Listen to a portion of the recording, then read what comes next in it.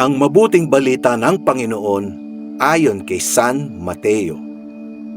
Noong panahong iyon, sinabi ni Jesus sa kanyang mga apostol, "Humayo kayo at ipangaral ninyo na malapit nang maghari ang Diyos.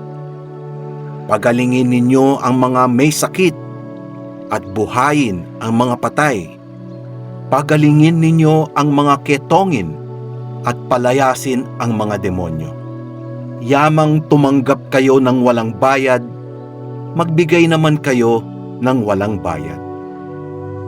Huwag kayong magdala ng salapi, maging ginto, pilak o tanso sa inyong mga lukbutan. Huwag din kayong magdala ng supot sa inyong paglalakbay, ni bihisan, pampalit na panyapak o tungkod, sapagkat ang manggagawa ay may karapatan sa kanyang ikabubuhay. At saan mang bayan o nayon kayo dumating, humanap kayo ng taong karapat-dapat pakituluyan at manatili kayo roon habang kayo'y nasa lugar na iyon. Pagpasok ninyo sa bahay, sabihin ninyo, 'Maghari nawa ang kapayapaan sa bahay na ito.'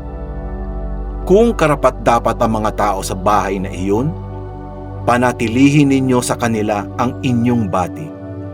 Ngunit kung hindi, bawiin ninyo ito." Ang mabuting balita ng Panginoon. Pinupuri ka namin, Panginoong Hesukristo.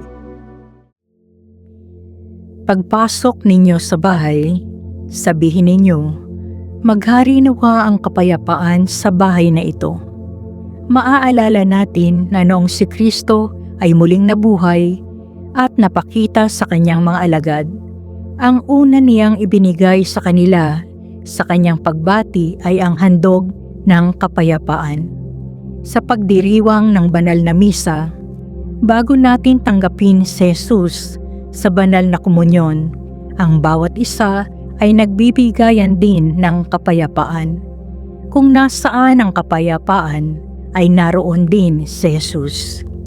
Sa pagsilang ng Panginoong Jesus sa isang gabing payapa, ay umawit ang mga anghel ng Diyos at sinabing, "Papuri sa Diyos sa kaitaasan at sa lupa'y kapayapaan sa mga taong may mabuting kalooban."